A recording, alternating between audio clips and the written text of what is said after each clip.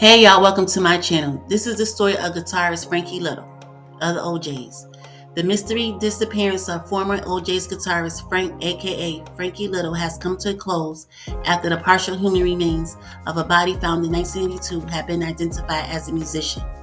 On December 14, 1982, the Twinsburg Police Department in Ohio revealed that remains discovered in a bag behind a now closed business on February 18, 1982 belonged to the Frankie Little, followed by genealogical research with the DNA Doe Project.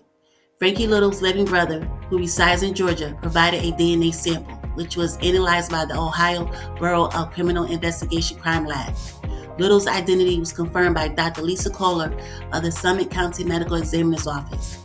Though Frankie's demise is now ruled as a homicide, not much is known about his disappearance and death. Forensic anthropologists determined that Frankie's remains had been sitting around for 2 to 4 years prior to the discovery in 1982.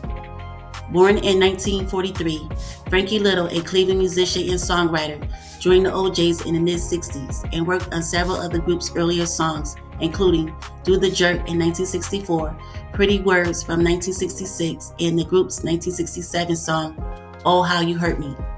Frankie also served 2 years in the U.S. Army, including a deployment in the Vietnam War. He had a daughter who passed away in 2012, according to the Twinsburg news release, and a son who hasn't been identified or located. In a statement from the OJ's members, Eddie Levert, Walter Williams, and Eric Grant elaborated on Frankie's time with the group in the early days and his disappearance from their perspective at the time. Frankie was a guitarist and a songwriter in the early days of the OJs, said the group in a joint statement.